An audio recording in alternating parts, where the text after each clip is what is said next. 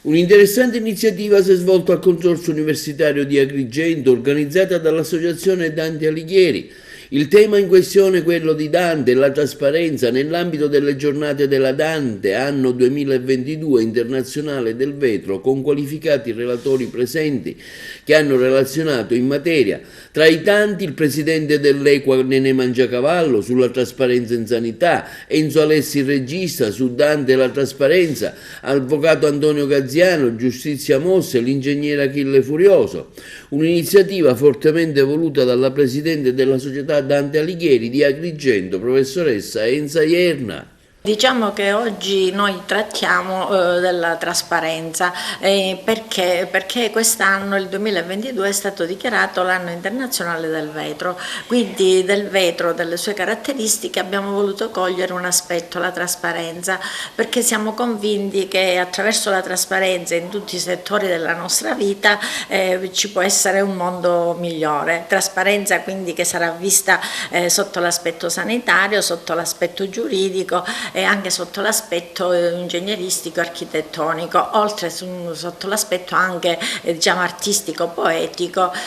Noi l'abbiamo fatto coincidere con la giornata della Dante perché siamo convinti che è una tematica che può essere trasversale a vari ambiti, a varie discipline, è un modo per far vedere la poliedricità anche delle nostre risorse umane e anche culturali che abbiamo. Difatti uno dei nostri obiettivi è la valorizzazione del nostro territorio, dei nostri talenti, e Agrigento ne ha tantissimi. Si discute nell'ambito della società Dante Alighieri che promuove una serie di iniziative lodevolissime. Oggi si parla di trasparenza, infatti il titolo è Dante che promuove e il tema è quello della trasparenza, che sarà affrontato sotto aspetti diversi, sotto l'aspetto legislativo, giuridico e legale, sotto l'aspetto classico, sotto l'aspetto architettonico, e io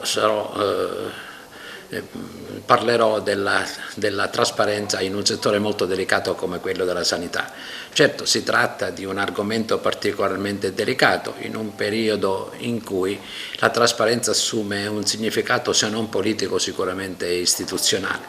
Trasparenza significa tutelare i diritti dei cittadini, trasparenza significa agevolare forme di controllo, forme di partecipazione sia dell'attività delle istituzioni sia della gestione delle risorse pubbliche, per cui credo che oggi il tema sarà trattato sotto vari aspetti, da varie visuali, e sicuramente arricchirà i presenti di nuove informazioni, di nuove nozioni, e richiamerà anche ad un maggiore senso civico, ad una maggiore partecipazione, ad una ricerca sempre maggiore di trasparenza, concetto che è strettamente legato a quello dell'anticorruzione. Ed essendo il fenomeno della corruzione un fenomeno essenzialmente culturale, che è legato a pratiche, ad usi e a consuetudini, bisognerà lavorare non solo sul fronte delle informazioni, ma anche e principalmente sul fronte della formazione delle nuove generazioni, cioè abituarle a queste forme di partecipazione e di controllo, ad un nuovo approccio con la partecipazione alle attività delle istituzioni pubbliche e private, quindi ad una partecipazione diretta alla crescita dello Stato e al rispetto della legalità. La tematica della trasparenza trova terreno fertile nell'arte sacra e accostata soprattutto alle gemme preziose e ai cristalli. In questo caso presenteremo il cristallo di rocca che custodisce un pezzettino, un frammento del corpo di San Gerlando, e quindi quanto di meglio, quanto di più raffinato e simbolico il cristallo di rocca ad accogliere un frammentino del corpo del Santo Protettore di Agrigento.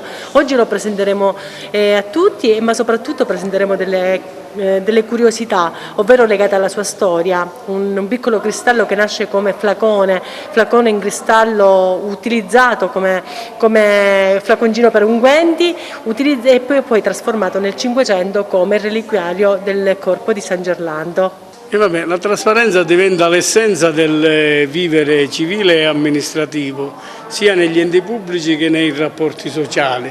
Dante ne fa un suo cavallo di battaglia nel terzo canto dell'Inferno, se non ricordo male, quando scrive sulla porta dell'inverno i motivi per cui vi è l'esistenza dell'inverno stesso, informando quindi con trasparenza tutti coloro i quali si appropinguano ad entrare di lasciare ogni speranza. O voi chi entrate? Darò il mio contributo, non so come sarà. Mi sono aiutato con i canti di Dante che parlano di trasparenza e contro tutto ciò che si cerca di nascondere e quindi diventa anche in politica corruzione, ieri come oggi. Questo è il mio intervento. Come diocesi abbiamo patrocinato l'iniziativa, io porterò il saluto, il Museo Diocesano con la dottoressa Brancato porteranno l'esperienza di uno dei beni più preziosi che abbiamo al Museo Diocesano, che è il reliquiario del Dito di San Gerlando, un vaso particolare che sarà presentato durante questa serata.